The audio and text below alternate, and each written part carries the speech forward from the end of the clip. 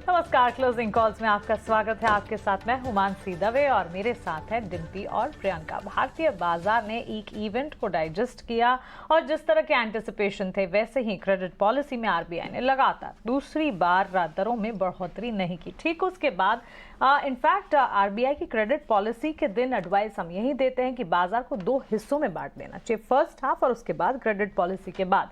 लेकिन एक्शन इस वक्त अगर देखेंगे तो बाजार में थोड़ा मिसिंग जरूर नजर आ रहा है। बाजार में ऊपरी स्तरों से इस वक्त गिरावट आप देखेंगे। निफ्टी 18,681-82 के लेवल्स के पार आप देखेंगे। कल ये वही निफ्टी है जिसने 18,700 के लेवल्स भी देखे थे और आज हम देख रहे हैं ऊपरी स्तरों से एक स्टीप डाउन ट्रेंड यहां पर बनता हुआ देखने को मिला है।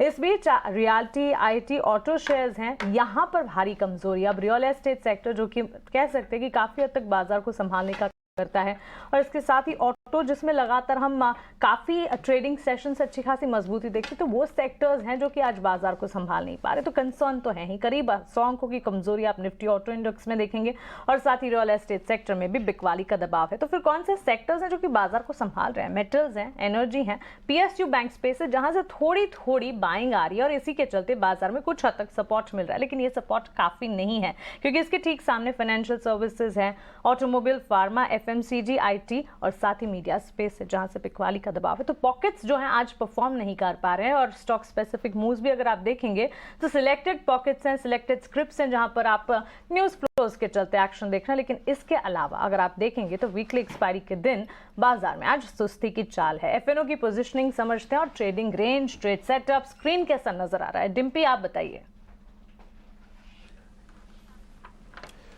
देखिए, बात आपने शुरुआत में ठीक कही कि आरबीआई पॉलिसी के दिन इसको दो में बांट देना चाहिए और सुबह भी हमने यही बात रखी थी कि 10 बजे के बाद का बाजार अलग होगा और 10 बजे के मार्केट का अलग होगा।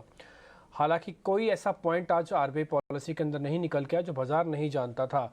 मार्केट को इन्फ्लेशन पता था 5% की होगी, 6.5% का जीडीपी का आइडिया था और दरों में किसी तरह का कोई बदलाव नहीं होगा। ये तीन चीज़ें मिस्टर गवर्नर ने बहुत बोली और तीनों ही चीज़ें पॉलिसी के अंदर आ गई, तो इसलिए थोड़ा बहुत प्रॉफिट बुकिंग होना लाजमी है।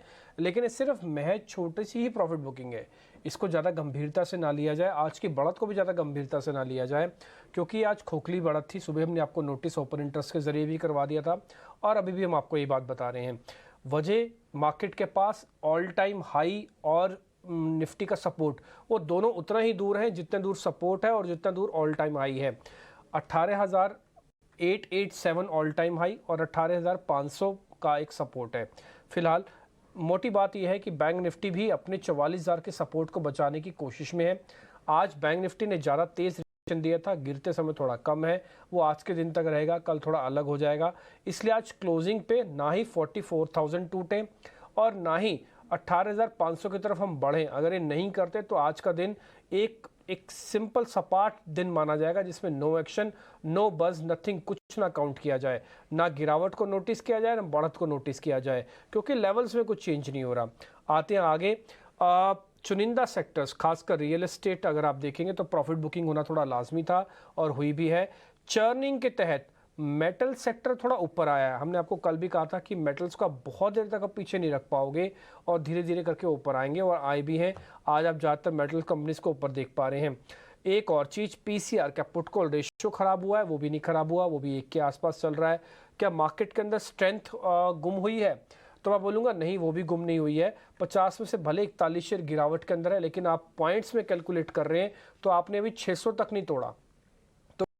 50 में से 41 शेयर टूटने के बावजूद भी आपके क्रिटिकल सपोर्ट नहीं टूट रहे तो आप ये बात मान के चलेगा कि ऐसा कोई डैमेज नहीं हो रहा। दो इंपॉर्टेंट चीज़ अभी और है। आज एक खबर आई है मॉनसून को लेकर कि हिट हुआ है वो केरल में और वो 8 दिन डिले है। तो ये किस तरह से स्पीड से आगे बढ़ेगा, मार्केट थोड़ा उसको जरूर नोटिस करेगा। ये शुरुआत के दिनों में ज़्यादा नोटिस करता है, बाद में तो सब भूल जाते हैं, हम भी भूल जाएंगे। तो इसको थोड़ा सा आप अभी भी ध्यान दीजिएगा। और दूसरा, आज वीकली एक्सपायरी है तो लास्ट का जो आधा पौना घंटा होगा ना वो थोड़ा इंपॉर्टेंट हो जाएगा जिस पे अभी हम हैं। तो कुल मिला के मार्केट के अंदर आज का दिन आप एक नॉर्मल डे मान के चले, इसके अंदर आरबीआई वाला दिन या कुछ काउंटिंग ना भी करें तो काम चल जाएगा। Priyanka, absolutely very well put forward Dimpy. एक माइनर सी प्रॉफिट बुकिंग है, इसमें घबराने की कोई जरूरत नहीं है और सारी आरबीआई की बातें बाजार पहले ही ऑलमोस्ट फैक्टर इन कर चुका था कि रेट हाइक नहीं आएगा, ये फैक्टर इन था और बाजार को ये पता था कि अकोमोडेशन शायद जो स्टांस है वो थोड़ा सा डबिश आ सकता है। वही एग्जैक्टली हुआ, इसलिए आप थोड़ी सी प्रॉफिट बुकिंग देख रहे हैं। जिन चीज़ों की उन्होंने जिक्र किया उन्हें आइए थोड़ा सा फंडामेंटली भी एक चेक लेते हैं। अनुज गुप्ता है हमारे साथ IIFL सिक्योरिटी से, और साथ ही नागराज शेट्टी हैं हमारे साथ एक टेक्निकल व्यू देने के लिए। Good afternoon to both of you. Levels भी हम डिस्कस करेंगे, माइनर प्रॉफिट बुकिंग भी आज, क्योंकि एक एक्सपायरी का दिन है, वीकली एक्सपायरी है, तो ऑफकोर्स थोड़ा सा इंडेक्स के पर आपको थोड़े से रेड सिग्नल्स ज़्यादा दिख रहे हैं। लेकिन क्या ये रेड सिग्नल फर्दर कैरी होने चाहिए, इस पर बात करेंगे। लेकिन मैं अनुज से एक क्विक व्यू लूंगी बहुत क्विकली। अनुज, दो तीन चीज़ें जो बहुत कैटेगोरिकली बोली गई, PMI की बात की गई आज की पॉलिसी में, 2 व्हीलर 3 व्हीलर की रॉबस्ट ग्रोथ की बात की गई, वो सारी बैंग ऑन है और बाजारों ने रिस्पेक्ट भी करा। इन सेक्टर्स में आप देखें, बजाज ऑटो, हीरो मोटोकॉर्प और ब्रिटानिया नेस्ले जैसे स्टॉक्स तो पहले ही चल रहे थे, FMCG पूरा। सो ये वाले जो दो पॉकेट्स हैं, इनमें अच्छी स्ट्रेंथ अब भी बनी हुई है। आपका इसमें आपने इंपॉर्टेंट बड़ी बातें क्या आज पिक करी RBI पॉलिसी से? देखिए, RBI पॉलिसी में जो इम्पोर्टेंट है वो कहीं ना कहीं जिस तरीके का स्टेटमेंट RBI गवर्नर ने दिया वो काफी रोबस्ट स्टेटमेंट था, और कहीं ना कहीं उनका जो पूरा फोकस था वो अगर आप पेंडेमिक लेवल से पहले कंपेयर किया इन्होंने, तो वो एक सबसे बड़ा इंपॉर्टेंस था। और उसके बाद हमने देखा कि कहीं ना कहीं जो उनके एक्सपेक्टेशन है मार्केट को लेकर, जो उन्होंने GDP ग्रोथ फोरकास्ट किया, वो एक सबसे ज्यादा यहाँ पर मुझे लगा काफी अच्छा लगा, क्योंकि कहीं ना कहीं जिस तरीके से हम एक मॉनसून को एक्सपेक्ट कर रहे हैं और जो इन्फ्लेशन हमारा है करीबन 4.7 के आसपास जो CPI नंबर आए थे, वो काफी इंपॉर्टेंट लगे। और उसके बाद जिस तरीके से हमने, अगर आप पिछले एक साल को देखेंगे, तो जिस तरीके से कमोडिटी के प्राइस जो पहले स्काई रॉकेट थे, जिसमें अगर आप एडिबल ऑयल के प्राइस या अगर आप पल्सेस के प्राइस देखेंगे, तो जो अब बिल्कुल MSP के आसपास है। कल ही हमने देखा था कि MSP के प्राइस को बढ़ाया गया है, तो इसका मतलब ये कि कहीं ना कहीं अगेन किसानों के जो मूड है उसको रोबस्ट किया गया है कि वो आगे अच्छी पैदावार करते हुए दिखाई दे। तो again they are very optimistic on production side of agriculture, कि उससे काफी हद तक उनको लगेगा कि जो इंडिया का जो इन्फ्लेशन है, जो ग्रोथ प्रोग्रेस है, वो होती हुई दिखाई देगी। क्योंकि अगर आप देखेंगे इंडियन इकोनॉमी जो है वो ऑलमोस्ट एग्रीकल्चर पे डिपेंड है, और उसकी वजह से हम देखेंगे कि आने वाले टाइम में जो कंपनीज हैं, चाहे वो एग्रीकल्चर हो, चाहे फाइनेंसिंग की हो, चाहे 2 व्हीलर की हो, और चाहे अगर हम देखें तो जिस तरीके से फर्टिलाइजर सेक्टर है, उन सबको एक अच्छा ग्रोथ आता हुआ दिखाई देगा। तो ओवरऑल जो पिक्चर मुझे लगी वो ग्रोथ फॉरकास्ट के लिए लगी, और साथ में मॉनसून के साथ साथ जो एग्रीकल्चर प्रोडक्ट की जो प्रोडक्शन के ऊपर उन्होंने एस्टिमेट दिया है, वो काफी पॉजिटिव रहा, और मुझे लगता है कि वही आगे चलकर मार्केट को लीड करता हुआ दिखाई देगा। फोरकास्ट और साथ ही लिक्विडिटी के फ्रंट पर जो टेक अवेज आते हुए दिखे, वही मार्केट की चाल और दिशा को आगे तय करेंगे। GDP ग्रोथ के अनुमान भी आप अपने स्क्रीन पर देख रहे हैं, Q1 से लेकर FY24 तक के लिए, और सारे के सारे RBI पॉलिसी के टेक अवेज भी आपके स्क्रीन पर आप बिल्कुल देख रहे हैं। लेकिन इस बीच बाजार में आज क्या किया जाए, क्योंकि ऑफकोर्स मार्केट का अंडरटोन बुलिश नजर आ रहा है, लेकिन आज के ट्रेडिंग सेटअप को अगर देखेंगे, आज की ट्रेड रेंजेस को अगर देखेंगे, तो इस वक्त चार्ट्स पर निफ्टी, बैंक निफ्टी कमजोर नजर आ रहे हैं। आज के लिए क्या स्ट्रैटेजी होनी चाहिए, इस पर नजर रखनी है। तो कुणाल परार है हमारे साथ, और हमारे साथ नागराज शेट्टी हमारी टेक्निकल पैनल पर हैं। Nagaraj, good afternoon. बताइए, इस वक्त अगर आप देखें 18,777 के उच्चतम स्तर मार्केट ने आज देखे, उसके बाद 18,674 के लेवल्स पर ये नीचे जा गिरा। इन्हीं लेवल्स के आसपास 18,687 पर निफ्टी इस वक्त ट्रेंड कर रहा है। आपकी राय क्या होगी? जी गुड आफ्टरनून मानसी। इतना शानदार अपसाइड मोमेंट देने के बाद मार्केट में अभी अराउंड 18,800 18,750 के आसपास एक स्ट्रॉन्ग रेसिस्टेंस बना हुआ है, और मार्केट आगे वाले दिनों में कंसोलिडेशन या एक वॉलेटाइल मोमेंट तो जारी रहेगा, एटलीस्ट फॉर शॉर्ट टर्म। इधर से जो बड़ा रिवर्सल नीचे आने का कुछ खतरा नहीं है। मार्केट में छोटा सा एक वीकनेस रह सकता है, और निचला स्तर में अराउंड 18,500 550 के आसपास एक स्ट्रॉन्ग सपोर्ट है। मुझे लगता है ये consolidation moment, range bound moment जारी रहेगा। एक आध 2 दिन वापस री अटेम्प्ट हो सकता है अपसाइड के लिए अराउंड 18,750 800 के आसपास, और अंडरलाइन जो ट्रेंड ब्रॉडर मार्केट अभी भी इंटैक्ट है, पॉजिटिव है, अभी रिवर्सल का कोई खतरा नहीं है। मेरे ख्याल से इंडेक्स में एक आध 2 दिन वॉलेटिलिटी मेंटेन कर सकते हैं ट्रेडर्स, और स्टॉक स्पेसिफिक एक्शन में अच्छे खासी बढ़त रहेगी। और बैंक निफ्टी में अगर कहना है तो बैंक निफ्टी भी एक लास्ट 3-4 दिन से कंसोलिडेशन मोमेंट में भी ट्रेड हो रहा है। लास्ट के दिन जो गेंस था वो गेंस में भी सस्टेन नहीं हो पाए। मेरे ख्याल से 20 डे EMA एक डेली चार्ट में अच्छा खासा सपोर्ट ऑफर कर रहा है लास्ट कई हफ्तों से। मेरे ख्याल से अभी 20 डे EMA आता है करीब 43,800 सॉरी अराउंड 43,900 यस 43,800 के आसपास एक रेंज है, उधर तक एक सपोर्ट मान सकते हैं बैंक निफ्टी के लिए। ओके, ठीक है। मिस्टर शेट्टी, एक काम करेंगे, अपनी ट्रेडिंग कॉल्स भी बता देंगे इस बैक टू बैक। आपके ट्रेडिंग कॉल्स क्या है? जी हाँ, मिड कैप स्मॉल कैप में हम देख सकते हैं कि अच्छा खासा बढ़त जारी है, कंटिन्यूस है। आज भी थोड़ा कुछ कंसोलिडेशन है, लेकिन ओवरऑल ट्रेंड रिमेन्स इंटैक्ट। सो मेरा दो मिड कैप या स्मॉल कैप में मिक्स करके मैं दो स्टॉक पिक देना चाहूंगा। First one is Tata power. Tata power आप चार्टिकली देखोगे एक लंबे अवधि के साथ लास्ट एक आध 2 महीने से कंटिन्यूस सस्टेनेबल अप ट्रेंड में था। उसका एक हार्डल ब्रेकआउट होने के बाद ये कंटिन्यू रहा अपसाइड मोमेंटम। थोड़ा कुछ कंसोलिडेशन है, अराउंड 222 के आसपास ट्रेड हो रहा है, 221.90 222 इधर से बाय कर सकते हैं। और उसका टारगेट रहेगा अराउंड 235 238 का टारगेट रह सकता है। और उसका स्टॉप लॉस सकते हैं 215 का रख सकते हैं। दूसरा है प्रिज्म जॉनसन। प्रिज्म जॉनसन चार्टिकली एक अच्छा खासा ब्रेकआउट देने के बाद थोड़ा कूल ऑफ हुआ है आज के दिन। और जो 128-29 का जो एरिया है, एक ब्रेकआउट पॉइंट है। मेरे ख्याल से एक आध 2 दिन में इसके ऊपर सस्टेन हुआ तो एक अच्छा खासा मोमेंटम दिखने को मिल सकता है। स्टॉक में 129.90 130 के आसपास ट्रेड हो रहा है, इधर से बाय कर सकता है। 139 का टारगेट रहेगा और 122 का स्टॉप लॉस रख सकते हैं। ऑलराइट, सारी construction material, building material, real estate से जुड़ी हुई, इनमें अच्छी मूव है। सीमेंट स्टॉक्स को आप डिस्कस कर रहे हैं, साथ ही एक बार नागराज एस्ट्रल, पॉलीकैब एस्ट्रल में भी अच्छी खासी मूव पिछले कई दिनों से है। पॉलीकैब ने उल्टा एक छोटा सा मौका भी कल दिया। इन स्पेसेस में आपकी नजर होगी, यहाँ से कोई ट्रेडिंग बेट्स होंगी नागराज? हाँ, पॉलीकैब काफी बढ़ने के बाद थोड़ा कुछ डाउनवर्ड करेक्शन में है। ज्यादा कुछ रिवर्सल तो नहीं है। मेरे ख्याल से थोड़ा वेट करना चाहिए और भी थोड़ा नीचे आ सकता है। उसका नेक्स्ट सपोर्ट रहेगा 3450 का।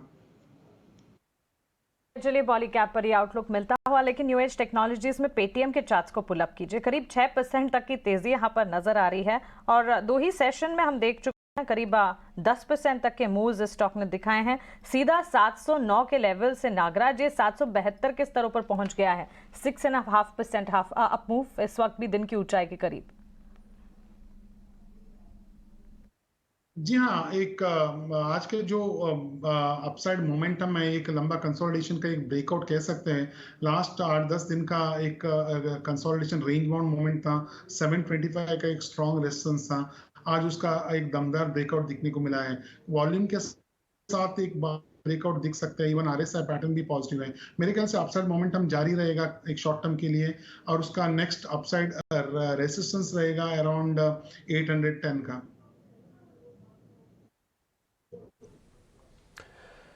ठीक है, डन। कुछ अलग अलग स्टॉक्स पे आ जाते हैं मार्केट में अब, जहाँ पे कुछ मजबूती या फिर कुछ ट्रेड अच्छे देखने को मिल रहे हैं, ज़रा वो पकड़ते हैं। और अनुज से ज़रा एक फंडामेंटल व्यू भी उनसे लेते हैं। अनुज, एक बार ज़रा आप देखेंगे जिंदल स्टील, ये आज मेटल्स के अंदर जो टर्न अराउंड हो रहा है धीरे धीरे करके जो ऊपर आ रहे हैं, उसमें जिंदल स्टील आपको कैसा दिखता है?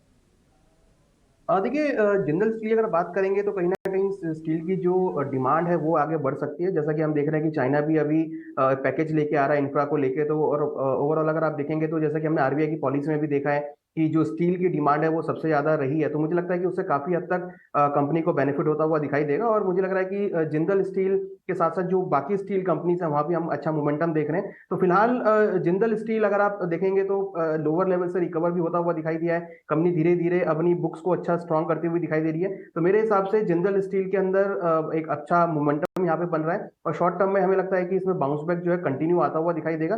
और एक्सपेक्टेड है कि अगर हम एक टारगेट वाइज देखें तो मुझे लगता है कि करीबन 600 रुपए तक के लेवल इसमें आने वाले 2 से 3 महीनों में देखने को मिल सकते हैं। और जिस तरीके से हम पूरे इंफ्रा के अंदर एक मोमेंटम देख रहे हैं और जिस तरीके सीमेंट की डिमांड बढ़ती है, तो डेफिनेटली स्टील की डिमांड जो है यहाँ पर एक्सपेक्टेड है कि बढ़ सकती है। तो उससे कंपनी को काफी मुनाफा होता हुआ दिखाई देगा।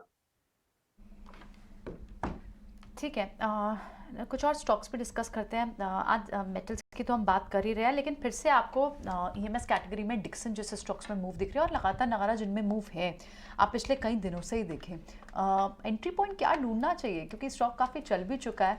आप किन लेवल पर फिर से री एंटर करने की सजेशन देंगे इसमें? जी हाँ, एक डिक्लेयर के बाद मोमेंटम दिखने को लगा है स्टॉक्स में। आप लंबे अवधि के चार्ट देखोगे, कई शार्प डिक्लाइन के बाद एक राउंडिंग जैसे बॉटम या वैसे ही एक बुलिश कैंडलस्टिक पैटर्न जो कहते हैं टेक्निकली, वो फॉर्म होके एक अच्छा खासा ब्रेकआउट दिया है। मेरे ख्याल से जो कंटिन्यूस अप ट्रेंड ये लास्ट 3 वीक का कंटिन्यू रहेगा, और मुझे लगता है उसका नेक्स्ट टारगेट या उसका नेक्स्ट ओवरहेड रेजिस्टेंस रहेगा या हर्डल्स रहेगा 4250 4270 के आसपास।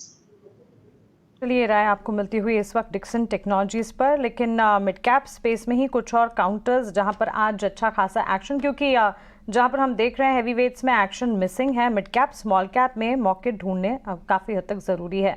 मिड कैप सीमेंट प्लेज में इनफैक्ट आज हम कमज़ोरी देख रहे हैं, क्योंकि साउथ में कुछ सीमेंट प्राइसेस में कटौती की खबरें भी आ रही हैं। सीमेंट मिड कैप इन पर्टिकुलर काफ़ी अच्छा माना भी जाता है। तो नागराज, इस कमज़ोरी को क्या कोई अपॉर्चुनिटी के तौर पर देखना चाहिए, या फिर इस कमजोरी को कहां तक ये नीचे जाती है एक बार समझना होगा? इंडिया सीमेंट के चार्ट्स देखिए, 3-3.5%, Ramco cement, Orient cement, Andhra cement हर तरफ बिकवा लिया आज।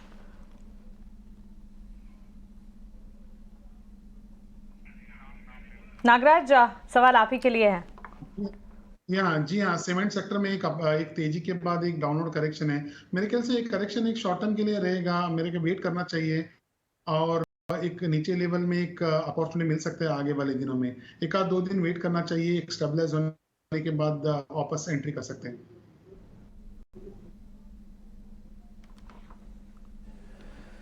ठीक है, डन। अलग अलग स्टॉक्स एक बार ज़रा और पता कर लेते हैं, उसके बाद फिर शरद भी हमारे साथ जुड़ जाएंगे और उनसे कुछ हम और डिटेलिंग भी लेंगे। लेकिन एक शेयर मेरे पास अभी और है जो अनुज से मेरे को पता करना है, क्योंकि अनुज पहले कमोडिटीज़ भी करते रहे हैं, तो इसलिए वो अच्छे से ट्रैक कर पाएंगे। अनुज, कुछ शुगर कंपनीज आपको ठीक लग रही है इन लेवल्स पर, क्योंकि आपका ट्रैक रिकॉर्ड कमोडिटीज़ का भी है? बलरामपुर, अगर हम बात करें बलरामपुर चीनी, अच्छा खासा मोमेंटम हमने आते हुए देखा है। हालांकि कहीं ना कहीं 397 के आसपास ये स्टॉक चल रहा है, और मुझे लगता है कि क्योंकि जिस तरीके का मॉनसून है वो आगे शुगर केन की क्रॉप पर इम्पैक्ट डालेगा, और जिस तरीके से हम जो प्रोडक्शन है शुगर का वो हम बढ़ते हुए भी देख रहे हैं, और कहीं ना कहीं जो एक्सपोर्ट पॉलिसी है वो भी भारत यहाँ पर अब लेकर आ रहा है। तो मेरे हिसाब से सबसे ज्यादा जो बेनिफिट है वो बलरामपुर चीनी को आता हुआ दिखाई देगा। साथ में जो ब्लेंडिंग प्रोसेस है वो भी यहाँ पर कंपनी के लिए बेनिफिट रहेगा।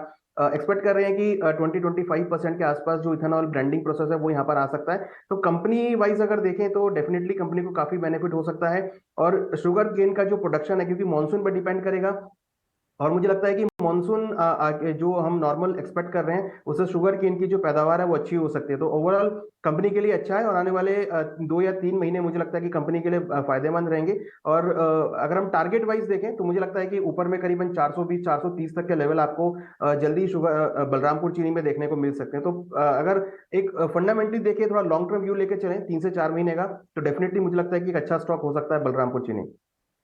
ठीक है, ऑल राइट। कुछ और बजिंग स्टॉक्स के पीछे आज की बड़ी न्यूज़ क्या है? आज हम देख रहे हैं कि एनआईटी में काफ़ी अच्छी मूव है, और रीज़न क्या है? एनआईटी के B2B और B2C कारोबार का एक डी मर्जर हो रहा है, और इस डी मर्जर के बाद जो एंटिटी लिस्ट होगी उससे क्या वैल्यू लॉकिंग हो सकती है, और इनफैक्ट एनआईटी पर किस तरह का स्टॉक इम्पैक्ट? आज तो आप 5% की तेज़ी देख रहे हैं, लेकिन आगे कैसा हो सकता है? एक बार शरद से पूरी डिटेल समझते हैं, इन दोनों सेपरेट डिवीजन के बाद कैसे ट्रीट करना चाहिए स्टॉक को, बताएं शरद। जी बिल्कुल, फोकस में रहने वाला एनआईटी, और यहाँ पे जो है उनकी डीमर्जर हो गई है B2B और B2C बिजनेस की, और आज जो है लिस्टिंग में जो है चल रही है वो है सिर्फ B2C बिजनेस। अभी जो B2B बिजनेस है उसका लिस्टिंग होना बाकी है, और याद रखें ये बहुत एक प्रॉफिटेबल बिजनेस है। अगर B2C सेगमेंट की बात करें तो यहाँ पे रिटेल लर्निंग सोल्यूशंस होती है एनआईटी की, और अगर B2B बिजनेस की बात करें तो वो होती है कॉर्पोरेट लर्निंग ग्रुप को। लेकिन याद रखिए अगले 5 से लेकर 7 हफ्ते तक जो है लिस्टिंग आ सकती है B2B बिजनेस को लेके। और अगर कैश लेवल्स की बात करें तो पोस्ट डीमर्जर B2C बिजनेस में लगभग 715 करोड़ रुपए रहेगा, और अगर B2B बिजनेस की बात करें तो लगभग 570 करोड़ रहने वाला है। ऑफकोर्स ये जो शेयर होल्डिंग मिरर की गई है दोनों एंटिटीज़ में 1:1 रेशियो रखा गया। लेकिन अगर बात करें इन दोनों कंपनीज़ के अलग अलग, मार्केट वैल्यू जो है आपके B2C बिजनेस का लगभग 1400 करोड़ का है, और कैलकुलेटेड बेसिस पे जो B2C का जो बिज़नेस है जो B2B बिज़नेस है वहाँ पे लगभग 4100 करोड़ रुपीज़ का है, और जो थ्योरेटिकल प्राइस एक्सपेक्टेड है वो लगभग 295 to 300 रुपीज़ का रह सकता है। ये B2B सेगमेंट का रहेगा, और इसका लिस्टिंग अभी भी बाकी है। ओके, ठीक है, लिस्टिंग बाकी है। तो यानी आज जो आप जिस एनआईटी को देख रहे हैं वो सिर्फ B2C कारोबार ही है। अब B2C कारोबार सिर्फ रह जाने के लिए इस स्टॉक में कैसा पोटेंशियल हो सकता है? स्टॉक की मूवमेंट क्या हो सकती है। अब नागराज एक बार बताएं, एनआईटी के ये जो आप एग्जिस्टिंग आपके सामने वैल्यूएशन भी है, मार्केट वैल्यूएशन कितनी देता है B2C कारोबार को और B2B कारोबार को? तो B2C की तो वैल्यूएशन काफी कम है और सिर्फ 105 रुपए ही उसकी वैल्यू जो स्ट्रीट लेकर चल रहा है। एक बार आप चार्ट पर चेक करके बताएंगे हमें आज किस तरह का मूव आगे रह सकता है चार्ट पे? अभी तो आज 5% का आप सर्किट देख रहे हैं। जी हाँ, एनआईटी में एक शार्प वीकनेस अपसाइड बाउंस के बाद एक शार्प वीकनेस देख सकते हैं आज के दिन में। एक जो ओवरऑल पैटर्न अभी भी नेगेटिव है और भी नीचे आ सकते हैं स्टॉक। 150 का नेक्स्ट सपोर्ट हम देख सकते हैं शॉर्ट टर्म के लिए। 150 तक के लेवल्स यहाँ पर जिंदाल स्टेनलेस के चार्ट से एक बार देखते हैं, क्योंकि आज जिंदाल स्टेनलेस के चार्ट्स में अच्छी मजबूती इस वक्त नजर आ रही है। हरे निशान के साथ ये स्टॉक ट्रेड करता हुआ। नागराज आपसे ही जानना चाहेंगे, ऑलमोस्ट 1.5% और दिन की शुरुआत से एक डिप अराउंड 12 o'clock इस स्टॉक में नजर आया, जो कि करीब 306-307 के लेवल्स का था, लेकिन उसके बाद वापस से इस स्टॉक ने अपने लेवल्स को रीच आउट किया है। 314 के लेवल्स पर ये ट्रेड करता हुआ। जी हाँ, जिंदाल स्टेनलेस आप लंबे एक बड़ा स्ट्रॉन्ग अपसाइड मोमेंटम दिख रहा है, कंटिन्यूअसली ऊपर गया है। रिसेंटली एक छोटा मोटा करेक्शन था, उसके बाद में भी वो एक साइडवेज रेंज में था, उसके बाद में वो साइडवेज रेंज का ब्रेकआउट दिखने को मिला है। एक स्ट्रॉन्ग अपसाइड मोमेंटम है, छोटा डिप्स के बाद एक अपसाइड मोमेंटम कंटिन्यू रहता है। मेरे ख्याल से ये अपसाइड मोमेंटम कंटिन्यू रहेगा ये स्टॉक में, और आगे वाले दिनों में ये स्टॉक अराउंड 335-340 का एक हर्डल रीच हो सकता है।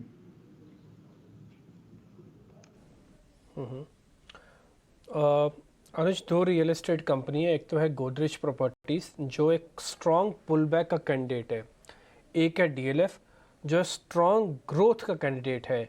हमको ग्रोथ वाला शेयर लेना चाहिए या फिर स्ट्रॉन्ग पुलबैक वाला? हमारा रिस्क रिवॉर्ड किस में ज़्यादा अच्छा है? हमको किसके साथ जाना चाहिए?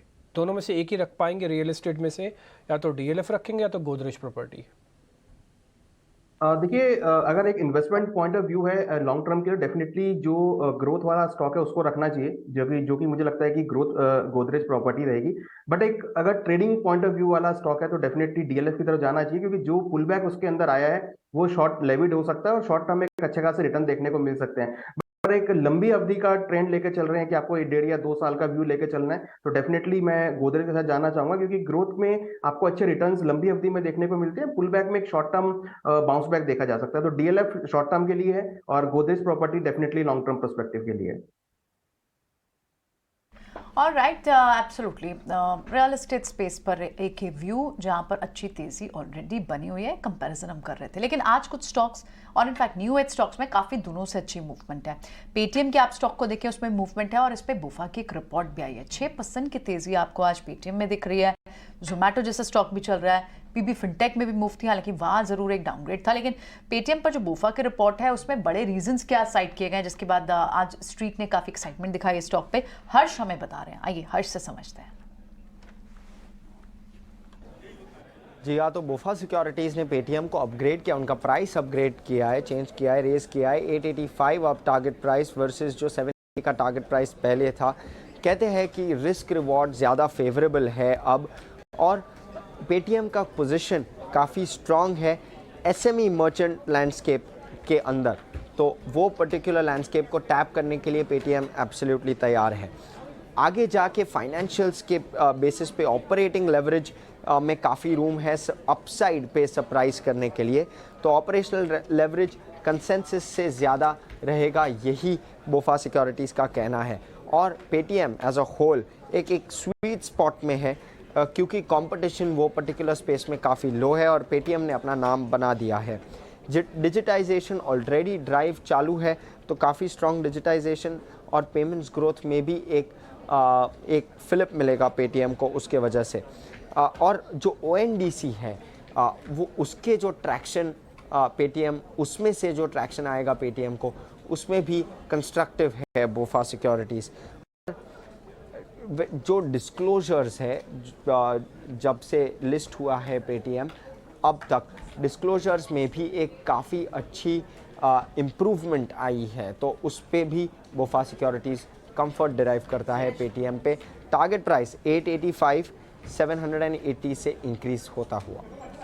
बिल्कुल हर्ष, शुक्रिया आपका ये सारी डिटेल्स हमें बताने के लिए। बिग बोल्ड ब्रोकरेज ये 9:05 पर, यानी कि बाजार खुलने से ठीक पहले हमने आपके सामने बिग बोल्ड ब्रोकरेज सेगमेंट में पेटीएम का स्टॉक रखा था। उसके पीछे की रैशनल भी समझाए थे। बोफा सिक्योरिटीज की इस रिपोर्ट में क्या कुछ है ये भी बताया था। और अब आप देखिए पेटीएम के स्टॉक प्राइस में किस तरह का मूव इस वक्त नजर आ रहा है। तो बिग बोल्ड ब्रोकरेज हमारी साबित होती, करीब 6% तक की तेजी आप यहाँ पर देख रहे हैं। लेकिन इस बीच एक और स्टॉक है जो कि आज न्यूज फ्लो के चलते काफी अच्छा एक्शन दिखा रहा है, एथर इंडस्ट्रीज। अगर आप देखेंगे करीब 6% तक की मजबूती यहाँ पर देखने को मिली है। दरअसल यूएस की एक दिग्गज ऑयल से कंपनी ने करार किया है और इस करार से कंपनी के रेवेन्यू पोटेंशियल्स जो हैं वो बढ़ते हुए नजर आ सकते हैं। सालाना आधार पर करीब 300 करोड़ की रेवेन्यूज की संभावना है। तो क्लियरली एक पॉजिटिव न्यूज फ्लो है जिसके चलते एथर इंडस्ट्रीज के चार्ट्स पॉजिटिवली रिएक्ट कर रहे हैं। स्टॉक में मूवमेंट है। नागराज, एथर इंडस्ट्रीज टेक्निकली यहां से क्या लेवल्स और ऊपर जाते दिख पाएंगे? काफी वॉलेटिलिटी है आज ये स्टॉक में एथर इंडस्ट्री में। आज एक बड़ा रेंज बाउंड मूवमेंट के बाद न्यूज बेस्ड में एक ऊपर ब्रेकआउट देने की कोशिश की थी स्टॉक ने। ऊपर में सस्टेन नहीं हुआ, अराउंड 1020 के आसपास नीचे आया। मेरे ख्याल से टेक्निकली एक जो गैप बना हुआ है 930 से अराउंड 960 970 तक, वो गैप बढ़ सकते हैं। आगे वाले दिनों में एक थोड़ा सा डाउनवर्ड करेक्शन एक्सपेक्टेड है और निचला उसका सपोर्ट रहेगा अराउंड 940 का।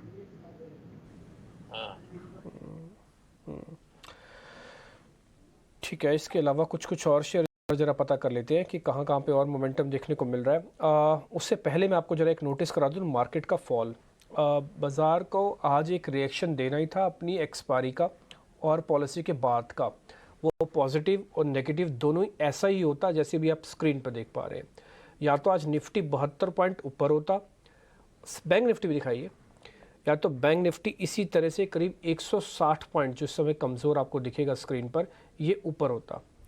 तो आज जो मार्केट का रिएक्शन है वो थोड़ा प्रॉफिट बुकिंग का है और ये सीवियर प्रॉफिट बुकिंग है। 2 पॉइंट ऐसे आए हैं जहां पर इंपॉर्टेंस ये रखेगा कि 44,000 के हम नीचे क्लोज तो नहीं कर रहे हैं। अगर हम 44,000 के नीचे क्लोज कर रहे हैं तो आज का हाई से फॉल 450 पॉइंट का हो जाएगा निफ्टी का, बैंक निफ्टी का। तो इसलिए लेवल्स की आज की इंपॉर्टेंस है। आज की क्लोजिंग 44,000 के किसी तरह से ऊपर हो जाए तो एक कोई डैमेज नहीं माना जाएगा। 44,000 के नीचे की क्लोजिंग डैमेज माना जाएगा। आप बोलेंगे फ़र्क ही क्या है 50 पॉइंट में? 50 पॉइंट में क्लोजिंग का फ़र्क है। मिस्टर शेट्टी, आपको ठीक लग रहा है ना ये 44,000 के अगर ऊपर रहेगा तो वैसे ही कोई प्रॉब्लम नहीं है। अगर 44,000 के नीचे चला जाएगा तो फिर थोड़ी प्रॉब्लम बढ़ सकती है।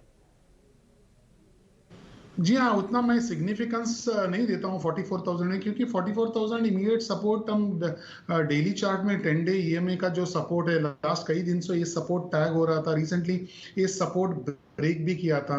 मैं मानता हूँ कि 20 डे ईएमए का सपोर्ट आता है अराउंड 43,800 और ऊपर में 44,400 44,500 के आसपास एक स्ट्रॉन्ग रेजिस्टेंस बना हुआ है।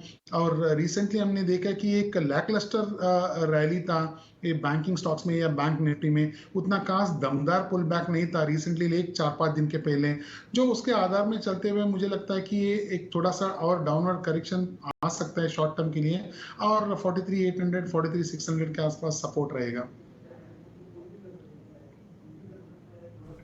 ऑलराइट, ठीक है ठीक है। बैंक निफ्टी ये सारे हम व्यूज लेवल्स तो ले रहे हैं। ये एक ऑफ कोर्स एक्सपायरी का एक वॉलेटाइल ट्रेड ज़रूर हो सकता है, लेकिन इस बीच में बैंक्स में थोड़ी सी आपको गिरावट हल्की सी तो बढ़ती हुई दिखाई दी है। अब 202 पॉइंट्स हो गए हैं लगभग और पिछले 5 मिनटों में जितने भी आप फॉल देख रहे हैं, फर्दर जो एग्रीवेट हुआ है या बाजार को थोड़ा बहुत जो वीकनेस की है वो बैंक्स ने ही किया है। कोटक बैंक हम लगभग 2.5% नीचे है और साथ ही दूसरे स्टॉक्स में आप देखें तो वहाँ पर इंडसइंड बैंक में भी थोड़े गेंस इरोड हुए हैं जो पहले थे, अब वो लाल निशान में है। सुमित मूलचंदानी भी है हमारे साथ, उनसे भी आप बात करते हैं। सुमित, ये एक्सपायरी मूव्स हैं, बैंक एक्सपायरी मूव भी है प्लस बाजार में अच्छी खासी एक स्ट्रेंथ थी, इतने दिनों से चल रहा था मार्केट सारे सेक्टर में, मामूली प्रॉफिट बुकिंग के तौर पर देखना चाहिए। तो कहाँ तक का एक बड़ा सपोर्ट आप देखते हैं बैंक निफ्टी और निफ्टी पर जहां आपको लगता है जहां से बाउंस कर जाएगा? हाय, गुड आफ्टरनून।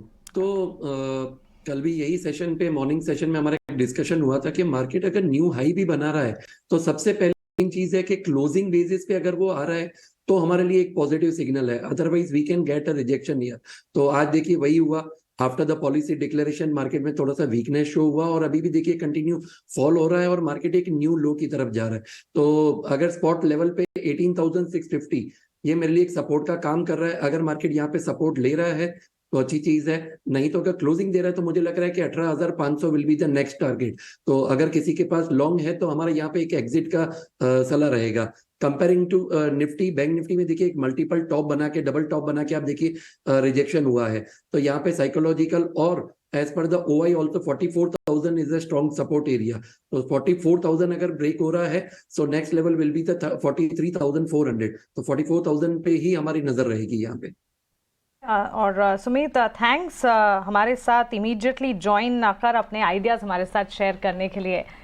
एक सडन क्रंच आया था लेकिन आप हमारे साथ जुड़ गए, थैंक्स फॉर दैट। चलिए हमारे साथ बिल्कुल हमारे साथ शरद भी जुड़े हैं। खबर गर्म है सेगमेंट का रुख करते हैं आप।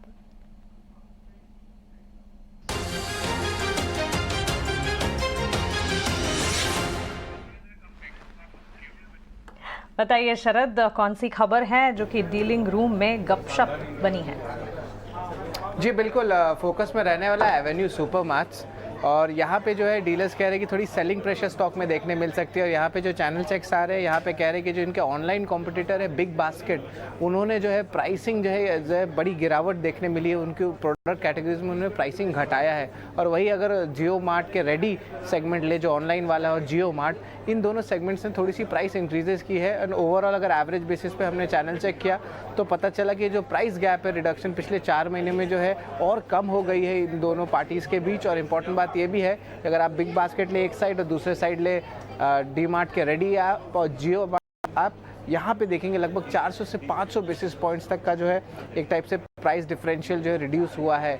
इसके अलावा याद रखिए बिग बास्केट लगभग 3 गुना बड़ा जो है अपने नियरेस्ट कॉम्पिटिटर के साइज़ का है। और जो फाइनल इम्पैक्ट आता है वो आता है कि ज़्यादा और ऑनलाइन कॉम्पिटिटिव इंटेंसिटी होगा, जिस पे जो एवेन्यू सुपरमार्ट्स का जो डिजिटल आर्म है वहाँ पे प्रेशर देखने मिल सकता है। चैनल चेक्स ये भी कह रहे हैं कि वो एडवर्टाइजिंग सेगमेंट्स में जो है डीमार्ट रेडी और एग्रेसिव हो रही है और कस्टमर एक्टिवेशन पे भी फोकस कर रही है। लेकिन याद रखिए अगर ये जो इनकी डिजिटल आर्म है उनका अचीव करने वाले हैं सेल्स लगभग 5,400 करोड़ का, लेकिन अभी भी जो है एबिटा ब्रेक इवन FY25 तक का रखा गया है आंकड़ा, और पैट ब्रेक इवन रखा गया है FY27 के लिए। फोर्थ क्वार्टर ओवरऑल कंपनी के बारे में देखें तो वीक था और मार्जिन रिकवरी है उस पर जो इंपॉर्टेंट कमेंट्री देखने वाली है। और हाल ही में नुवामा ने भी जो है EPS कट किया था कंपनी का, लगभग आप कह सकते हैं EPS का 2% कट किया था अगले 2 साल के लिए।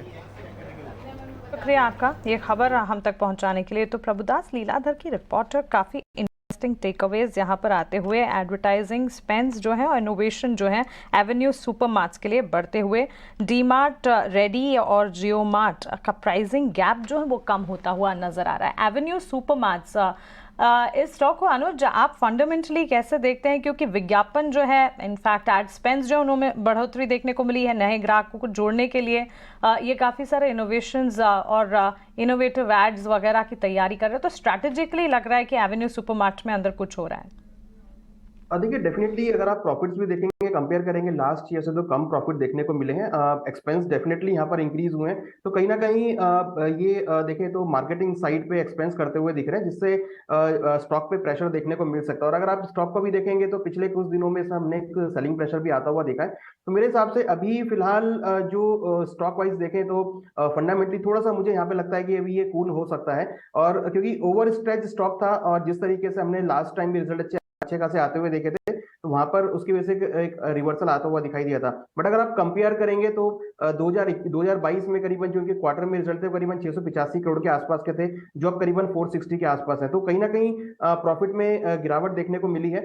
मुझे लगता है कि अभी फिलहाल फंडामेंटली साइड जाए तो स्टॉक में कोई अभी लॉन्ग टर्म जो है डेफिनेटली पॉजिटिव रहेगा, बट शॉर्ट टर्म में थोड़ी सी गिरावट यहाँ पर आ सकती है। मुझे लगता है कि अगर किसी को खरीदारी करनी है तो एटलीस्ट 3400 के आसपास के स्तर मिले तो वहां पर खरीदारी कर सकते हैं। फिलहाल अभी वेट एंड वॉच की सलाह है, फ्रेश खरीदारी की सलाह भी नहीं है, क्योंकि जिस तरीके से बुक्स में एक डी ग्रोथ देखने को मिली है तो मुझे लगता है कि उससे स्टॉक में थोड़ा प्रेशर रहेगा।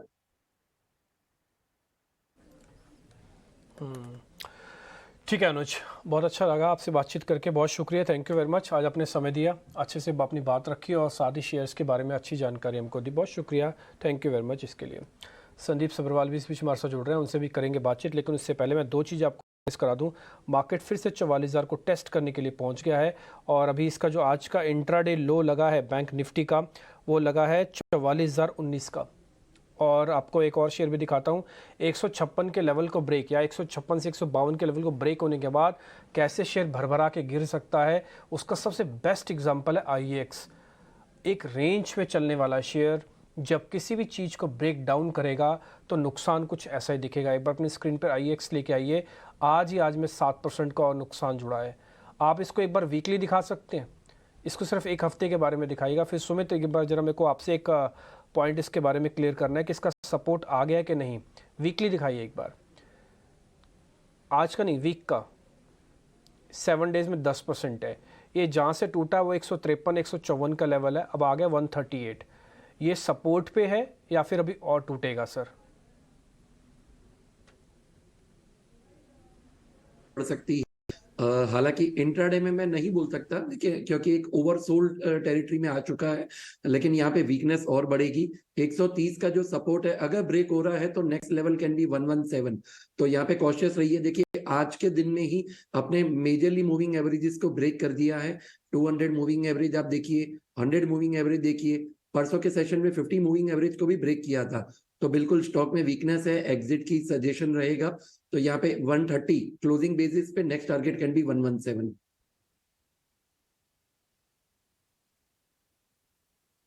इस बीच अब संदीप जी हमारे साथ जुड़ चुके हैं, एक बार उनका करते हैं स्वागत और उनसे जरा समझते हैं कि वो इस मार्केट को कैसे रीड कर रहे हैं। सर हम ऑल टाइम हाई के बेहद करीब है बैंक निफ्टी के भी, और लेकिन मार्केट थोड़ा रुक रुक के एक रेंज में ही अपने आप को बनाए हुए है। सर ऐसे ही चलेगा या फिर कुछ मेजर चेंजेस आपको लगता है कि हो जाएंगे, जो ट्रिगर है या कुछ इवेंट्स है जो ड्यू है? देखिए अभी इवेंट्स जैसे रिजल्ट्स के इवेंट्स थे या पॉलिसी थी, इवेंट सारे खत्म हो चुके हैं मेरे हिसाब से।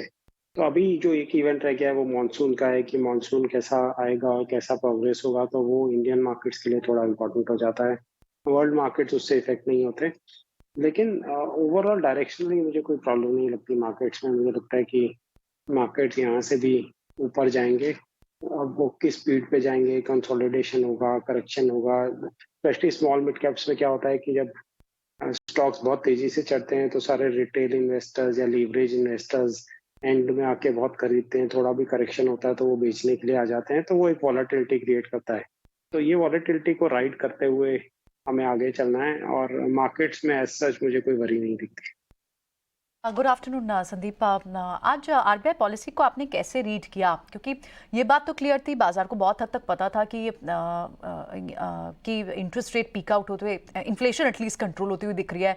6% के उनके जो एक टॉप लेवल था उससे नीचे है, और उन्होंने रिड्यूस भी किया उस फोकास्ट को, उस एस्टिमेशन को।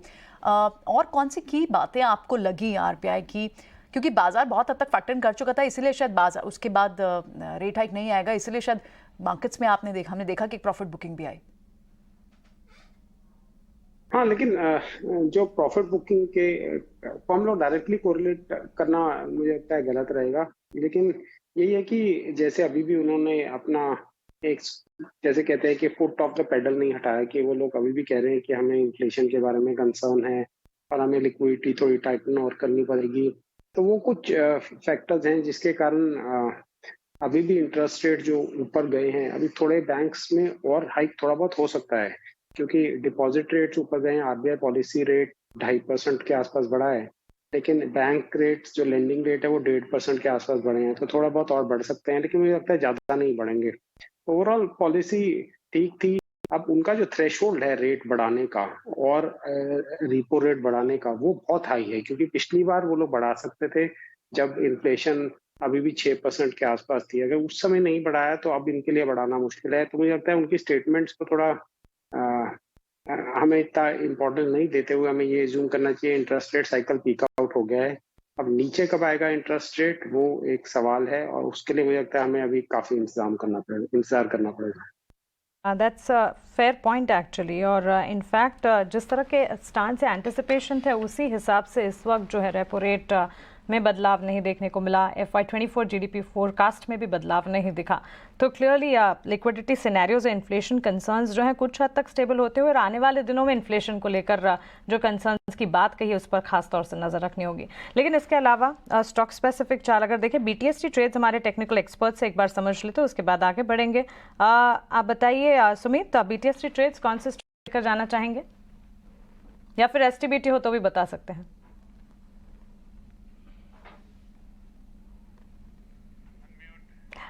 Please unmute yourself. Sorry.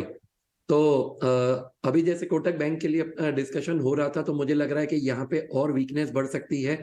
Stock ने 2 बार रिबाउंड किया था, 17 मई को, उसके बाद 24 मई को जो लेवल थी 1890, देखिए अभी भी ये लेवल ब्रेक हुई है। और अगर स्टॉक यहाँ पे क्लोजिंग बेसिस पे जा रहा है तो मुझे लग रहा है कि वीकनेस और बढ़ सकती है।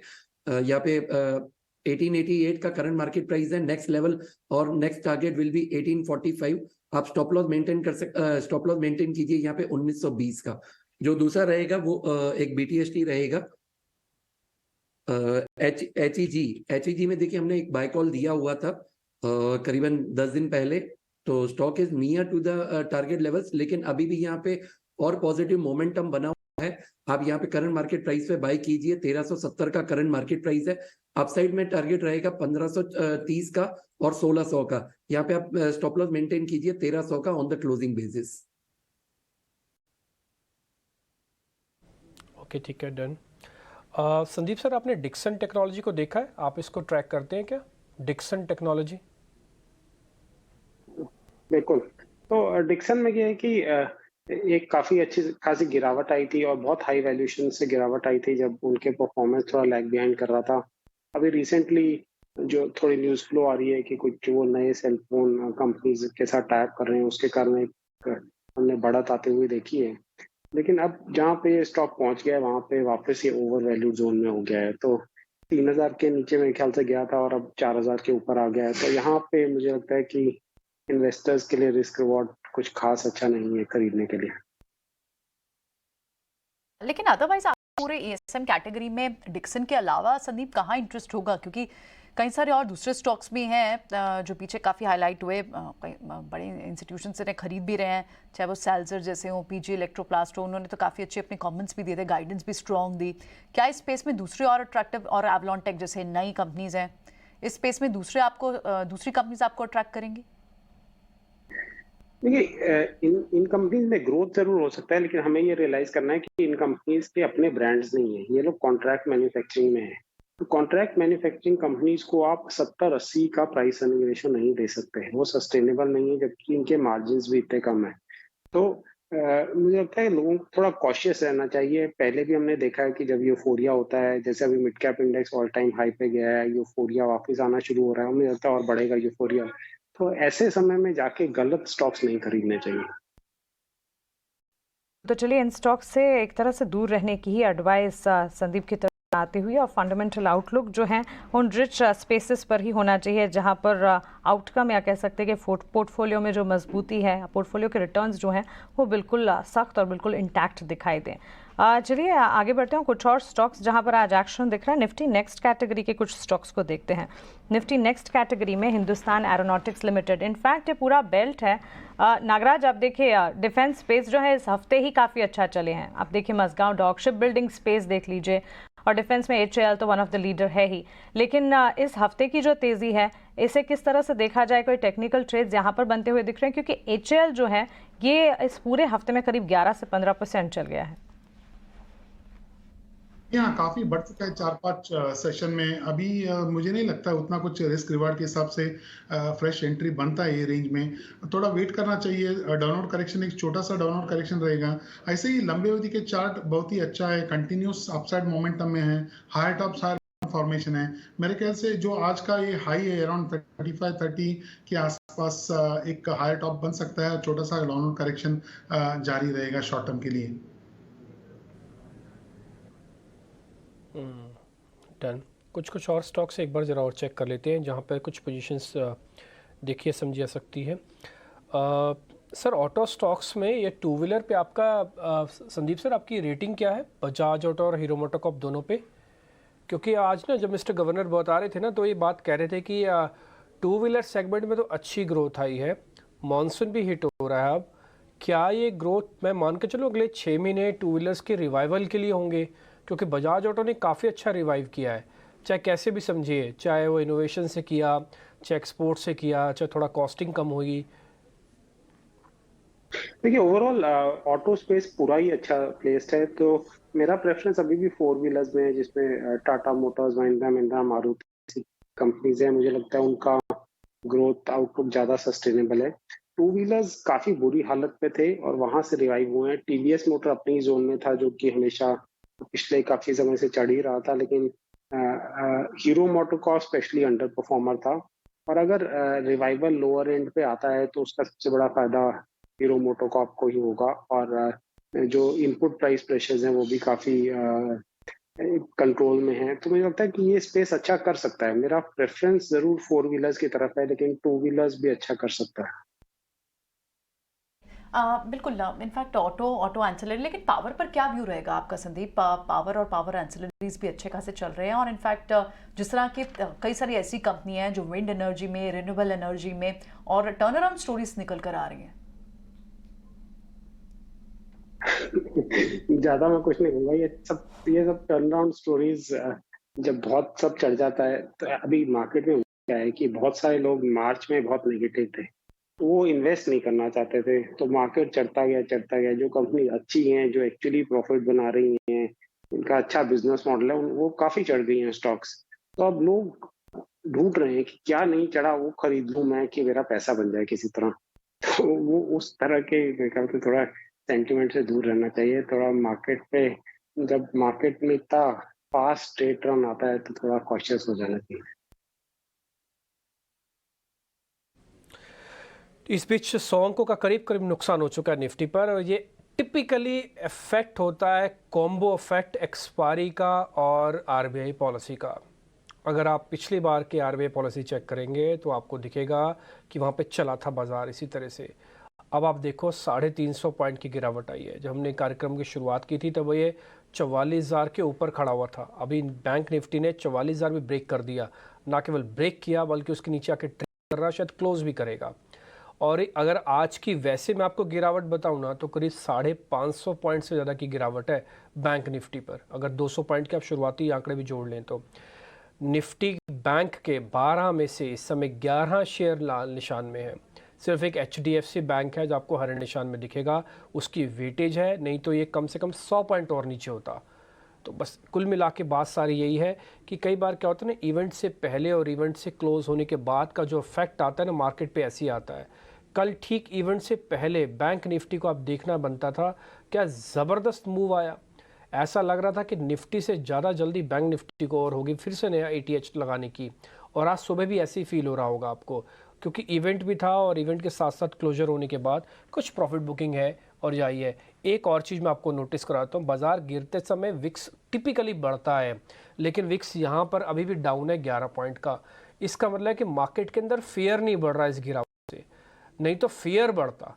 वो फेयर नहीं बढ़ रहा है मार्केट के अंदर, इन स्पाइट ऑफ दिस कि आपके आज मेजॉरिटी शेयर नीचे हैं। तो सबके मन में ये फीलिंग आ रही है कि ठीक है बाजार थोड़ा चला हुआ है ना, ये प्रॉफिट बुकिंग करवा रहा है। और हम ये फील भी करके आए कि बार बार हमको सपोर्ट पे, डिप पे ये पुल बैक मिल जाता है। संदीप सर, कुछ ऐसे नहीं हो रहा है कि क्योंकि हमारा अभी पीछे का ट्रैक रिकॉर्ड 1-1.5 महीने का बहुत स्ट्रॉन्ग है, 2 महीने में 9% निफ्टी से कमाया, 13% बैंक निफ्टी से कमाया, तो ये फील ही नहीं आता कि हम कहीं किसी ग्रिप में है या कहीं प्रॉब्लमेटिक सिचुएशन में है। सबको ऐसा फील होता है कि ठीक है 50 में से 40 शेयर हैं भी लाल निशान में, तो क्या है, वो तो सिर्फ प्रॉफिट बुकिंग है। तो ठीक ही सोच रहे हैं ना वो सब लोग, तो ऐसा सोच रहे हैं अभी। ओ संदीप जी से अभी कनेक्शन हमारा कट गया, लेकिन इस बीच में आपको बता दूं मार्केट के अंदर अब जो गिरावट है 350 पॉइंट की हो चुकी है। बैंक निफ्टी के ज़्यादातर शेयर आपको लाल निशान में दिखेंगे। ऊपरी स्तरों से अगर आप देखें तो बैंक निफ्टी के अंदर 500 पॉइंट की गिरावट है। और जो विक्स की मैं बात था वही मैं आपको बता रहा हूँ कि फियर नहीं है मार्केट के अंदर। एक और चीज़, आज ना थोड़ा हाथ बदला हुआ है ऑप्शंस के अंदर। आज पुट्स वालों ने अच्छे पैसे बनाए। एक्चुअली वो उस समय भी नहीं टूट रही थी जिस समय बाजार सुबह खड़ा हुआ था, तो पुट्स सुबह भी स्ट्रांग थी और अभी भी थोड़ी चल रही हैं। एक बार मिस्टर शेट्टी से आइडिया ले लेते हैं। मिस्टर शेट्टी, कोई दिक्कत तो नहीं है आज की क्लोजिंग से अगर ये 44,000 के नीचे हो जाए? वैसे अभी आप पहले भी कह रहे थे कि वैसे मैं उस लेवल को मानता नहीं। ज्यादा कुछ दिक्कत तो नहीं लग रहा है। मार्केट अभी बैंक निफ्टी में आप देखोगे कई दिनों से एक कंसोलिडेशन मूवमेंट था, एक रेंज था और ऊपर के लेवल में 44,500 के आसपास एक स्ट्रॉन्ग रेजिस्टेंस है। कंटिन्यूस हायर बॉटम्स देख सकते हैं लास्ट 3-4 ओकेशन में, एक 2-3 महीने में बैंक निफ्टी में अच्छा खासा हायर बॉटम फॉर्मेशन हुआ है, उसके बाद में अपसाइड रिपीटेड टेस्टिंग हुआ है हार्डल का। मुझे लगता है कि अगर 43,800 का ब्रेक हुआ, 43,500 तक एक सपोर्ट बन सकता है, वो ही आदर से एक आध 2 दिन में हायर बॉटम रिवर्सल बनेगा और अपसाइड बाउंस देखने को मिल सकता है बैंकिंग सेक्टर। बाउंस। लेकिन नागराज, एक तो आप अपने BTST ट्रेड्स भी बताएं और साथ ही अशोक लेलैंड को क्या BTST के तौर पर लेकर जाना चाहिए? आज हम एक मूव देख रहे हैं और ऑलमोस्ट 0.5% की तेजी है। इस पूरे हफ्ते में ही गेन्स अगर देखेंगे 146 के लेवल से ये चला है और करीब 156 तक पहुंच चुका है। जी हाँ, अशोक लेलैंड एक 4-5 दिन बाउंस दे रहे हैं एक शार्प डिक्लाइन के बाद। ये कंटिन्यू रहेगा। शॉर्ट टर्म के लिए थोड़ा कुछ एडवांस आ सकता है स्टॉक्स में, और मुझे लगता है कि उसका नेक्स्ट हर्डल रहेगा अराउंड 156 का शॉर्ट टर्म के लिए। ठीक है, ऑलराइट। कुछ और स्टॉक्स भी देखते हैं। इनफैक्ट सुमित से भी समझ लेते हैं। सुमित, आपके क्या होंगे कैरी फॉरवर्ड ट्रेड्स? BTST करेंगे आप या STBT? Sumit, unmute yourself Sumit please. जी प्रियंका जी, अभी हमारा डिस्कस हुआ, मेरा एक कोटक बैंक पे STBT का ट्रेड रहेगा। टारगेट रहेंगे 1845 एंड 1815। स्टॉप लॉस मेंटेन कर सकते हैं 1920 का। जो दूसरा रिकमेंडेशन था वो था HEG पर। HEG करंट मार्केट प्राइस है 1370 के करीबन। इस पे हमने बाई कॉल का इनिशिएट किया था। It is near to the target, but here also we can make a fresh new position. यहाँ पे आप स्टॉप लॉस मेंटेन कीजिए 1300 का on the closing basis. Upside में 1530 और 1620, ये 2 टारगेट रहेंगे हम। आज MCX पर फिर से आपको एक मोमेंटम दिख रहा है, 2-2.5% की मूव है। क्या MCX पे कैरी फॉरवर्ड ट्रेड है?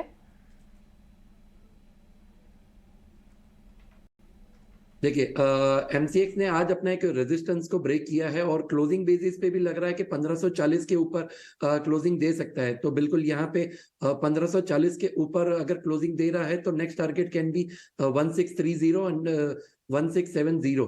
तो बिल्कुल जिनके पास ऑलरेडी है आप यहाँ पे बने रहें। एक ट्रेलिंग स्टॉप लॉस की तरह 1500 का क्लोजिंग बेसिस पे आप यहाँ पे स्टॉप मेंटेन कीजिए। सुमित, अभी आप HEG के बारे में बात कर रहे थे, मैंने बैक टू बैक ग्रेफाइट को भी चेक किया है। ग्रेफाइट का भी वैसे भी चैनल उसका भी ब्रेकआउट ही हो रहा है। एक बार आप उसको भी देखेंगे क्या? आपको वो भी ठीक लग रहा है कि HEG के साथ, कि खाली HEG रखें? फिर दोनों चलते एक साथ है ना, इसलिए पूछ रहा हूँ। देखिए अगर मोमेंटम या फिर कैंडलस्टिक्स की बात करें तो ज्यादा फेवरेबल मेरा अभी भी HEG रहेगा। लेकिन ग्रेफाइट में देखिए previous support will act as a current resistance. तो डे बिफोर 5 जून को जो कैंडल 2 जून को जो कैंडल बनी थी, क्लोजिंग मिला था लेकिन फॉलोअप नहीं मिल रहा है। बैक टू बैक 4 से 5 दिन के जो कैंडल से आप देखिए, जो डे के हाई से रिजेक्शन मिल रहा है और क्लोजिंग बेसिस पे नहीं हो रहा है। तो इसके लिए कॉन्फिडेंस लेवल थोड़ा सा कम है। ओके ठीक है, कोई बात नहीं। जहाँ पे गिरावट एकदम से बड़ी है वो मैं आपको दिखाता हूँ। एक बार आप बजाज होल्डिंग दिखाइए। बजाज होल्डिंग्स, उसके अंदर गिरावट आई है, तेज़ी से आई है। बस यही शेयर देखते हैं। बजाज होल्डिंग्स डेज लो पे 2.5% एक बड़ी कैंडल बनी है। एक बार मिस्टर शेट्टी आप इसको चेक करेंगे, कुछ ज़्यादा डैमेज तो नहीं है बजाज होल्डिंग? जी हाँ, बजाज होल्डिंग एक 3-4 दिन के रेंज बाउंड एक्शन के बाद एक डेली 10 डे EMA या 20 डे EMA का सपोर्ट ब्रेक करके नीचे आया है। Typically reversal type candle formation हो रहा है निचले स्तर में और डाउनसाइड ब्रेकआउट का इंडिकेशन भी कर रहा है। ये वीकनेस तो मुझे लगता है ये जारी रहेगा 1-2 दिन के लिए, और 1-2-3 दिन के लिए शॉर्ट टर्म का उसका नेक्स्ट सपोर्ट रहेगा अराउंड 6600 का। IEX के स्टॉक को भी एक बार देखते हैं। यहाँ पर एक नेगेटिव न्यूज़ है, 9% तक का आप इसमें डाउनसाइड भी देख रहे हैं। पावर ऑफ मिनिस्ट्री की तरफ से CRC को डायरेक्ट किया गया है और मार्केट कपलिंग की बात की जा रही है, जिससे क्या हुआ कि IEX की जो डिपेंडेंस है, उसका मोट फैक्टर है, उस पर इम्पैक्ट पड़ेगा। और आप देख भी रहे हैं 8-8.5% का यहाँ पर डाउनसाइड है। क्या ये आज शॉर्ट साइड है IEX? क्या इस पे और फर्दर प्रेशर बन सकता है रिकवरी ट्रेड के लिए? क्या नागराज इसमें कोई ट्रेड सोचना चाहिए या फर्दर आप डाउनसाइड ही देख रहे हैं? इसमें क्या करना चाहिए IEX पे? मेरे ख्याल से और भी वीकनेस एक्सपेक्टेड है। और जो भी आज रेंज बाउंड एक्शन के बाद एक बड़ा एक डिक्लाइन आया है, एक टिपिकल पहले भी वैसा ही हुआ था। एक रेंज बाउंड एक्शन के बाद एक टिपिकल पैटर्न दिख सकते हैं हम लोग ये चार्ट में चार्टिकली। मुझे लगता है कि और भी शॉर्ट टर्म के लिए थोड़ा वीकनेस रहेगा। 130 तक एक सपोर्ट बन तक सकता है इमीडिएट बेसिस पे। आज बताएं, पर पूरी खबर एक बार शरद से समझते हैं। शरद बताएं, कैसे इसको एक्सचेंज को इम्पैक्ट कैसे हो सकता है, किस तरह की इसकी डिपेंडेंस कम हो सकती है, क्या पॉलिसी आ सकती है? जी बिल्कुल, फोकस में रहने वाला इंडिया एनर्जी एक्सचेंज दिन के ट्रेड में अब देखें भारी गिरावट भी देखने मिली है। यहाँ पे मिनिस्ट्री ऑफ पावर ने जो है डायरेक्ट किया सीआरसी को, जहाँ पे वो स्टार्ट कर सकते अपनी कंसल्टेशन की प्रोसेस, जहाँ पे वो इम्प्लीमेंट करेंगे मार्केट कपलिंग। और याद रखिए जो मार्केट बेस्ड इकोनॉमिक डिस्पैच है दूसरे एंटिटी को मूव ऑन कर सकता है पोस्को को। इसका इम्पैक्ट क्या होता है अगर सिंप्लीफाइड वर्जन में कहें तो इस मूव के कारण क्या होगा, जितने भी एक्सचेंजेस है पावर एक्सचेंजेस है वो सिर्फ बिडिंग के लिए ही यूज़ हो पाएंगे, प्राइस डिस्कवरी के लिए नहीं। अब प्राइस डिस्कवरी के अगर यूज़ नहीं होंगे इसका मतलब एक बड़ा सुपर एक्सचेंज बनने वाला है। और यहाँ पे जो है हमारी बातचीत हो रही इंडस्ट्री पार्टिसिपेंट से, तो वो कह रहे हैं कि ये गवर्नमेंट रिलेटेड कोई बड़ी सुपर एक्सचेंज आ सकती है। तो इसके कारण क्या होगा, जो मोट बनाया था इंडिया एनर्जी एक्सचेंज का या जो कॉम्पिटिटिव एडवांटेज था इंडिया एनर्जी एक्सचेंज का, वो इम्पैक्ट हुआ है और इसके कारण जो है स्टॉक में गिरावट देखने मिल रही है। हाल ही में कुछ नेगेटिव फैक्टर्स ज़रूर है। एक ब्लॉक डील एक्सपेक्टेड थी कि दालमिया ग्रुप जो है जहाँ पे उनका स्टेक है कंपनी में, वो ब्लॉक डील के जरिए बेचना चाहते थे, लेकिन वो भी जो है डिस्काउंट लेवल्स पे देखने मिल सकती है। और इसके अलावा जो है ऑफकोर्स वॉल्यूम्स कम आ रहे हैं, मार्केट शेयर लॉस हुआ है। और जो HPX एक्सचेंज है वहाँ से भी जो है कंपनी के जो है स्ट्रॉन्ग कॉम्पिटिटिव इंटेंसिटी देखने मिल रही है। तो बहुत सारे नेगेटिव फैक्टर्स देखने मिले इंडिया एनर्जी एक्सचेंज में, और आज भी जो है एक नेगेटिव फैक्टर आया है।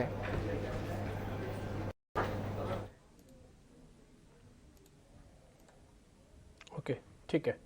तो ये IEX के अंदर जो गिरावट है उसकी वजह आपको शरद बताते हुए दिख रहे हैं। शरद बहुत शुक्रिया, थैंक यू वेरी मच। ये जल्दी से आपने सारी चीज़ों को कंपाइल किया और बताया भी।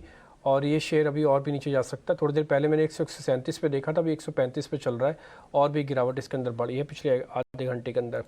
खैर आगे बढ़ते हैं, कुछ और स्टॉक्स जरा चेक कर लेते हैं जहाँ पे कुछ पोजीशनिंग ख़राब या ठीक दोनों ही आपको दिखेंगी।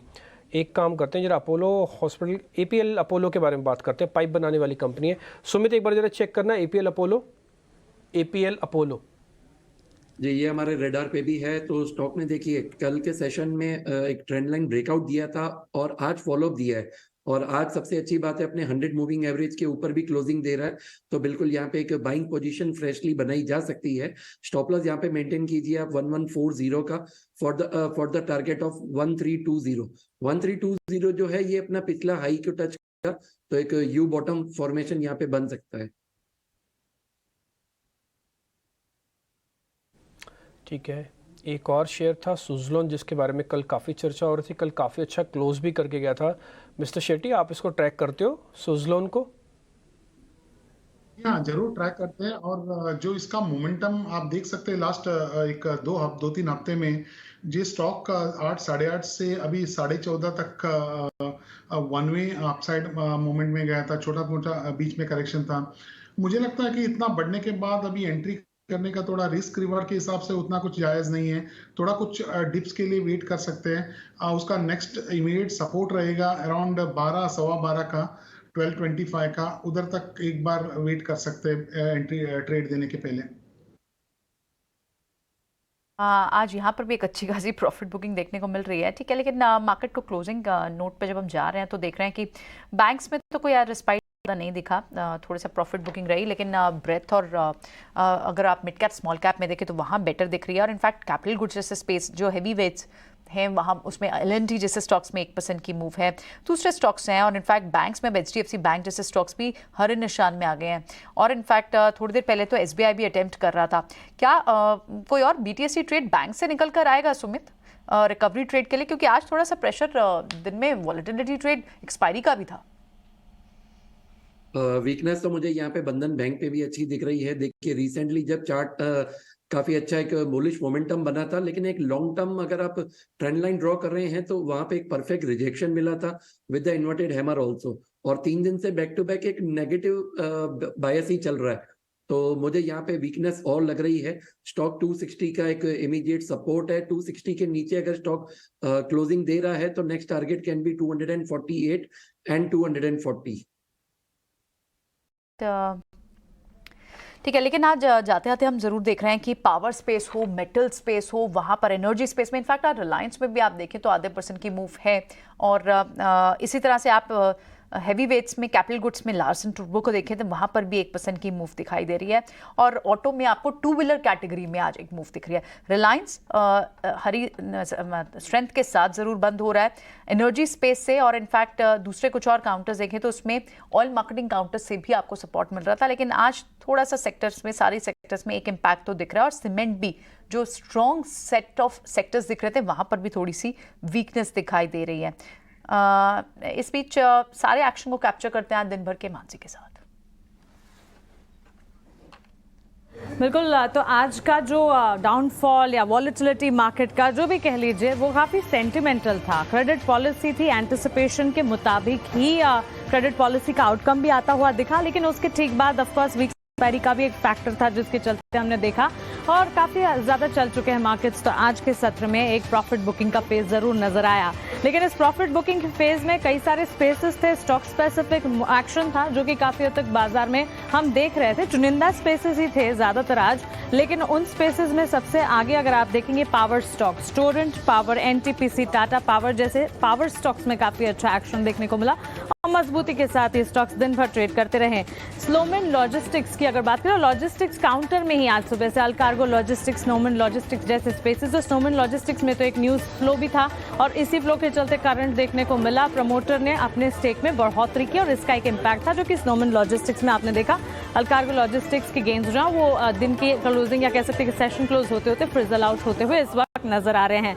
लेकिन इसके अलावा हमने देखा जो मेजर स्पेसेस, मेजर सेक्टर्स है जो बाजार को संभालने का काम करते हैं, जैसे कि रियल्टी, ऑटो, आईटी, ये सारे के सारे सेक्टर्स आज नहीं परफॉर्म, तो वहां से बाजार कमजोरी झेल रहा था। इसी के चलते वॉलेटिलिटी के मूव्स जो हैं वो ज्यादा हावी होते हुए आज दिन भर देखने को मिले।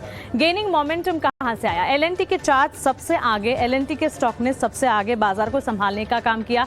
उसके ठीक पीछे अगर आप देखेंगे NTPC, JSW steel, ONGC, power grid. अच्छा, ऑयल मार्केटिंग कंपनीज पर खास नजर रखनी होगी क्योंकि कल ही से हम देख रहे हैं कि मूव्स वहां पर आना शुरू हुए हैं, तो इन स्पेसेस पर खास तौर से ध्यान रहे। जेएसडब्ल्यू स्टील में अच्छा एक्शन था और बुलेटिन के दौरान जब एक्सपर्ट से पूछा गया तो उनका भी यह मानना था कि जेएसडब्ल्यू स्टील के काउंटर पर खास तौर से आपको नजर रखनी चाहिए।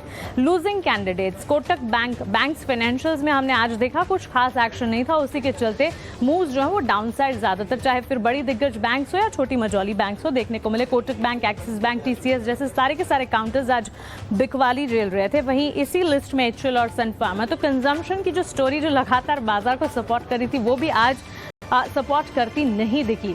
तो चुनिंदा स्पेसेस, कुछ साइड स्पेसेस जिसकी बात अमूमन नहीं होती, उन स्पेसेस जैसे कि लॉजिस्टिक्स, पावर, ये सारे के सारे स्पेसेस ने बाजार को कुछ हद तक संभाला। लेकिन अंडरटोन मार्केट का ओवरऑल अगर आप देखें on long term basis bullish है।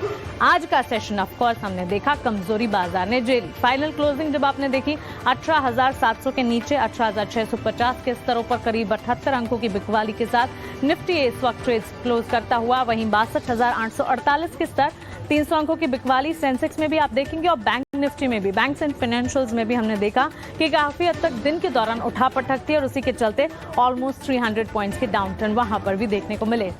ब्रॉडर इंडेक्सेस भी आज अगर क्लोजिंग देखेंगे, इंडेक्स वाइज देखेंगे, वहां पर ज्यादा मजबूती नहीं दिखेगी, लेकिन जो भी थोड़ा बहुत सपोर्ट बाजार को मिल रहा था वो ब्रॉडर इंडेक्सेस के कुछ तमाम स्टॉक्स के न्यूज फ्लो, एक्शन और करंट के चलते ही देखने को मिला। एडवांस डिक्लाइन रेशियोज क्लियरली हम देख रहे हैं, एडवांसेस जो हैं आधे हैं डिक्लाइंस के मुकाबले, तो क्लियरली मार्केट के लिए वीकली एक्सपायरी का दिन वॉलेटाइल रहा और ये वॉलेटिलिटी के साथ क्लोजिंग देखने को मिली है। बहरहाल उम्मीद यही करते हैं कि पूरे हफ्ते के दौरान जिस तरह के ट्रेंड मार्केट के पॉजिटिव दिखे हैं वैसा ही ट्रेंड हफ्ते के आखिरी ट्रेडिंग सेशन यानी कि फ्राइडे सेशन में भी दिखें। फिलहाल क्लोजिंग कॉल्स को हम यही समेट रहे हैं। हमारे फंडामेंटल एक्सपर्ट्स और हमारे टेक्निकल एक्सपर्ट्स का शुक्रिया हमारे साथ जुड़ने के लिए। क्लोजिंग कॉल्स में इतना ही, लेकिन आप बने रहें ईटी नाउ स्वदेश के साथ। नमस्कार।